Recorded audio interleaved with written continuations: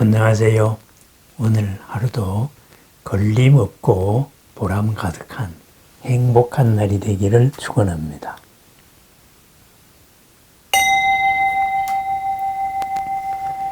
불교가 어렵다고들 말합니다. 그래서 너무나 현학적이고 거룩하고 고상하고 미묘하고 온갖 좋은 말은 다 붙입니다. 그 불교 어려운 거 아닙니다. 불교가 어렵다면은, 부처님 말씀이 어렵다면은 짧은 시간에 그 많은 사람들이 왜 귀의를 했겠습니까? 그죠? 부처님이 되신 다음에 수많은 사람들이 귀의했습니다. 그 수많은 사람들, 사회적으로는 위로는 그 당시 국왕에서 시작해서 가장 밑바닥 인생까지 다 귀의를 했습니다. 그리고 부처님한테 가서 상담을 했습니다. 그죠? 그리고 얼마나 부처님 말씀이 이쁜지 부처님 제자들은 거기에 그 사회의 해방구로 만들어줬어요. 특별구역으로 만들어줬다 이거죠. 그죠? 밖에서 신분이 비천한 사람도 부처님 제자가 되면은 임금도 가서 절을 했다 이거죠. 그죠? 여기는 카스트의 예외다. 이렇게 해서 평등한 사회, 예외를 인정해 줬어요. 그게 불교가 어렵고 고상했으면은 그런 게 이루어졌겠습니까? 그렇습니다. 불교는 어려운 게 아닙니다. 우리가 뭐든지 간에 모든 일을 바라볼 때 전체적인 판을 구조를 한번 보고 그리고 하나하나의 말들이 이 구조 속에 이쪽 부분에 속하고 있구나. 숲을 보고 나무를 보면은 모든 게 이해하기가 쉽습니다. 부처님 말씀 또한 그렇습니다. 그런데 불교를 어렵게 만드는 요인들이 있어요. 그것이 바로 한자입니다. 그죠? 한자의 말들은 우리가 보면은 그냥 한자니까, 우리 말이니까 그냥 말을 듣는 순간에 알 뜻도 하고 모를 뜻도 하고 애매모호합니다. 특히 한자가 그렇습니다. 한자가 왜 그러냐? 소리 나오는 대로 글자가 아니고 글자의 의미를 두고 만든 글자다가 보니까, 그죠? 글자 하나하나에 그 중국 문화가 녹아 있다 이거죠. 그래서 인도에서 부처님께서 하신 말이 중국 문화의 옷을 입고 한자라는 말로, 특히 요즘에 배우지도 않는 한자라는 말로 우리한테 오니까 굉장히 어려운 거예요. 그것은 한자라는 관념 체계가 모든 것을 어렵게 만들기 때문입니다. 바로 들어가면 된다 이거죠. 부처님이 중국 사람이 아닌데 부처님을 자꾸 중국 사람으로 착각을 하게 만드는 이 한자 문화권이 바로 불교를 어렵게 하기도 합니다. 직설법으로 들어가면 됩니다. 그죠? 그리고 그러면은 불교라는 이 전체 판을 보면은 쉽습니다. 전체 판은 뭐냐? 그죠? 우리가 살고 있는 게 뭐냐 이거죠. 우리가 어떤 세상을 살고 있느냐. 이런 세상에 대한 기본적인 인식이 있어야 됩니다. 그래서 이 세상은 각자의 수준에 따른 수많은 생명들이 공동체가 있구나. 그죠? 수많은 생명들이 공동체가 같은 공간을 사는 게 아니고 다양한 공간을 산다. 이것이 불교의 세계관입니다. 그래서 같은 공간에 사는, 우리는 지구라는 환경 속에서 가장 GNP 100불에서 시작해서 GNP 10만 불에 이르기까지 다양한 나라들을 봅니다. 또 한국 사회 속에서도 다양한 계층을 봅니다. 모두 같은 공간에 살고 있습니다. 그런데 부처님의 깨달음의 눈으로 보니까 이 공간들이 여러 개가 있더라. 수준 따라서 그렇게 살더라 하는 삼계라는 세계관이 있습니다. 그렇다면은 우리가 살아야 될 길은 어떤 길이겠습니까? 지금보다 더 나은 삶을 살아야죠. 지금 이 공간에서는 어제보다 나은 삶을 살아야 되고, 그리고 이 몸이 없어졌을 때, 이 몸을 바꾸었을 때에는 지금보다 더 나은 공간에서 살면은 더 좋겠지요. 그죠? 왜? 더 나은 공간이 덜 불편하기 때문입니다. 덜 불편한 거, 그것이 괴로움이 없는 거예요. 불만족이 없는 삶. 그것이 불교의 목표잖아요. 그렇습니다. 그래서 우리가 존재하고 앞으로 존재할 다양한 세계가 있다. 이 세계관을 딱 받아들이면은 그 다음부터 쉽습니다. 내 위치는 여기고 나는 현재 여기서 여기로 가고 있다. 그렇습니다. 그게 우리 삶입니다. 그러면은 여기에서 한 단계 더 나은 삶으로 어떻게 나갈 것이냐. 그것이 부처님의 가르침입니다. 부처님의 가르침. 불교가 그겁니다. 세계관의 바탕 위에서 관서 되어 있습니다. 그럼 불교에서의 궁극적인 목적은 뭐냐?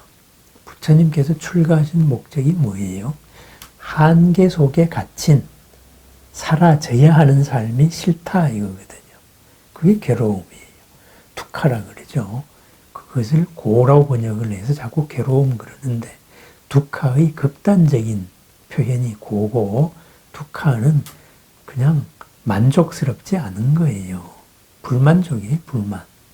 그죠? 불만이다가 보니까 갑갑해요. 자꾸 한계에 부닥쳐서 나의 의지와는 상관없는 일을 내가 당해야 되는 거예요.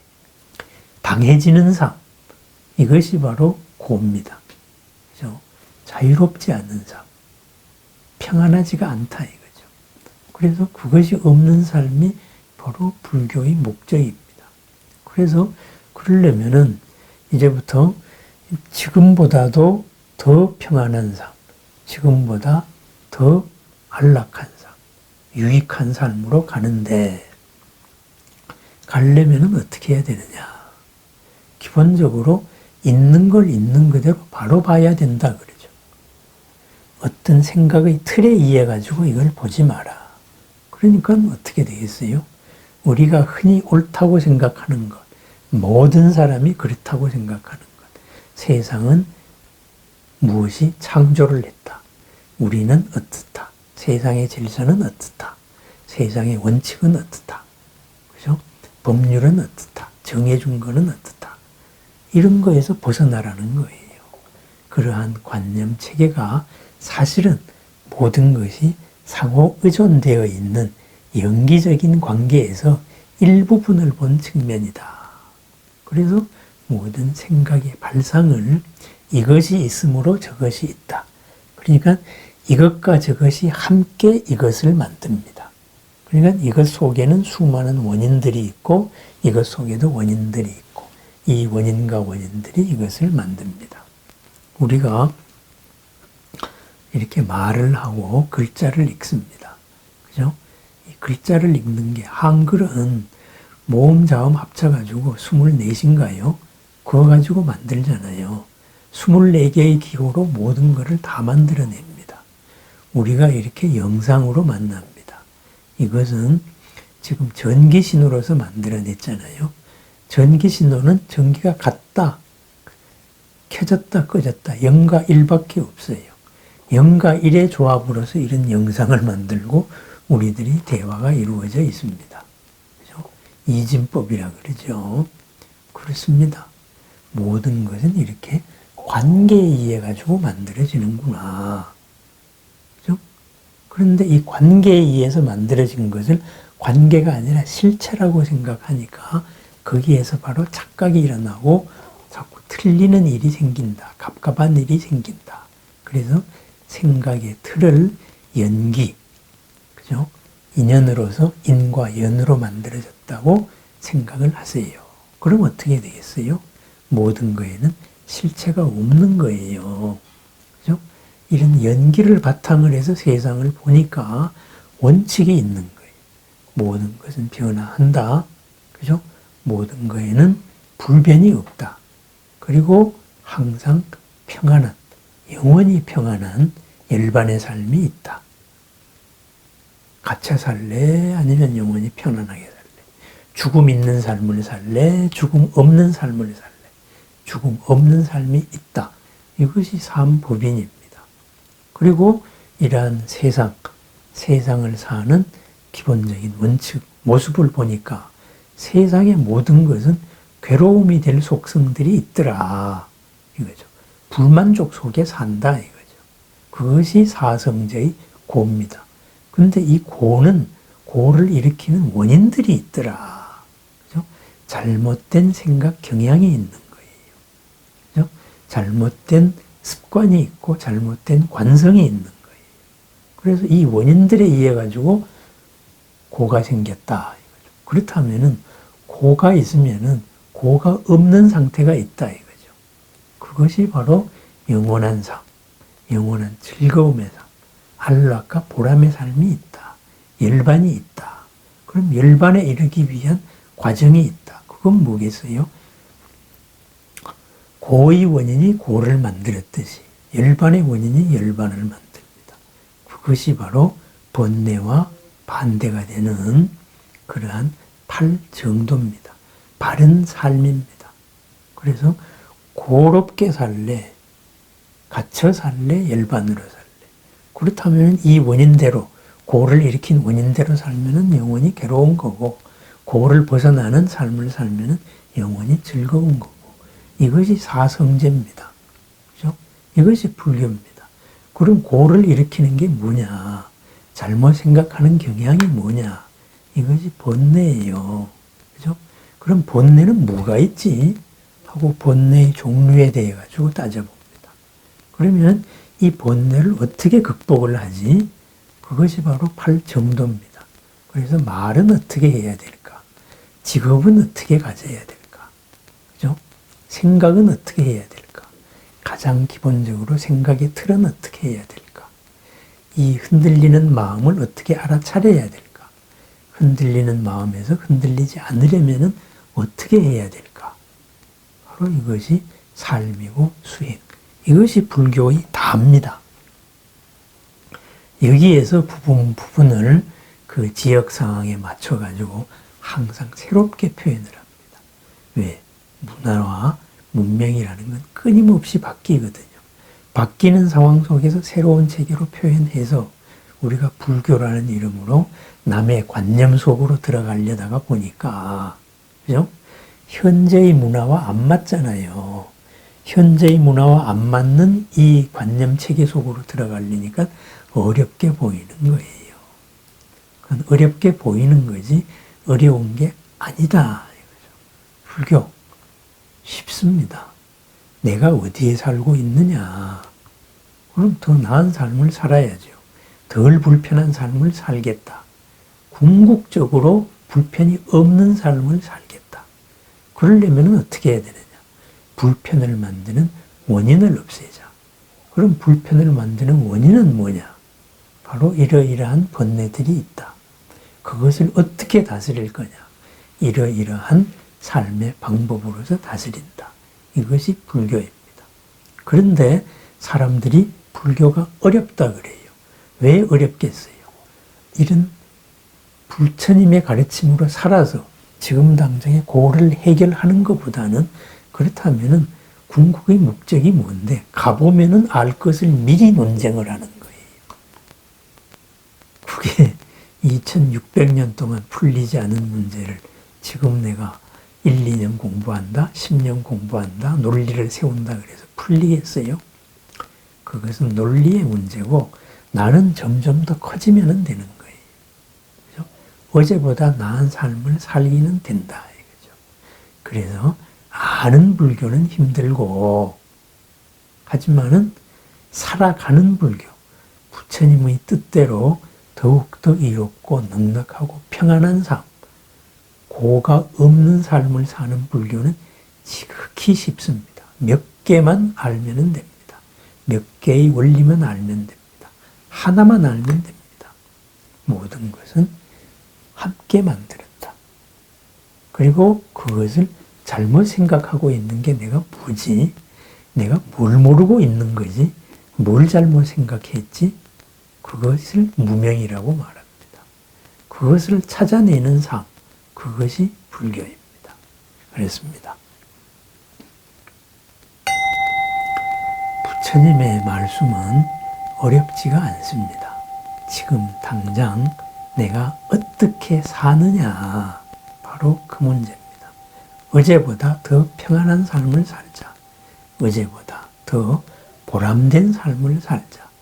영원히 보람된 삶을 살자. 이것이 불교입니다. 그러려면은 내가 어떤 세상을 살고 있느냐, 이 세상에 대한 인식을 해야 되고, 무엇이 나를 잘못되게 끌고 있느냐, 이 나를 끌고 있는 마음 작용에 대한 공부를 합니다. 다 정리가 되어 있습니다. 정리된 것을 보고 내가 닦아 나가면 됩니다. 그런데 이런 거 다 무시하고 내가 처음부터 개척할 거야, 이러는 사람들도 있습니다. 참 지극히 어려운 삶이겠죠. 2600년 동안 수많은 사람들이 정리하고 친절하게 요약해 놓은 걸 싹 무시했으니까 지도 없이 좌충우돌하는 수밖에 없을 겁니다. 부처님의 말씀 쉽습니다. 바로 평안한 삶, 안락한 삶, 이로운 삶의 가르침입니다. 지금 내가 무엇을 잘못하고 있는가, 무엇을 거꾸로 생각하고 있는가, 그것을 알아차리는 삶입니다. 누구나 알아차릴 수 있습니다. 작게 알아차리냐, 크게 알아차리냐의 문제입니다. 부처님과 보살님과 우리의 도반들인 신중님들은 항상 우리를 도와주려는 준비를 다 갖추고 있습니다. 더불어 우리는 살아나가면 됩니다. 그분들과 소통하면서 살아나가면 됩니다. 그 소통을 기도라고 합니다. 그렇습니다. 우리는 쉬운 불교, 지금 당장 행복한 불교, 앞 사람들에 의해 가지고 밝혀져 있는 길을 뚜벅뚜벅 걸어가는 불교로 하면 됩니다. 그것은 쉬운 불교입니다. 앞 사람이 밝힌 길을 무시하고 나가자. 그럼 어려운 불교가 되겠지요. 그렇죠? 힘들고 괴로운 불교가 되겠지요. 쉽게 열반에 이르겠습니까? 어렵게 열반에 이르겠습니까? 수많은 호의와 친절과 자세한 지도를 왜 거부하고 사는지 참 여러모로 궁금합니다. 네, 감사합니다. 언제나 어디서나 행복한 하루, 어제보다 나은 오늘, 아침보다 나은 저녁을 축원합니다. 언제나 어디서나 보람 가득한 쉬운 불교, 항상 즐거운 불교, 행복한 불교의 주인공이 되시기를 바랍니다. 감사합니다.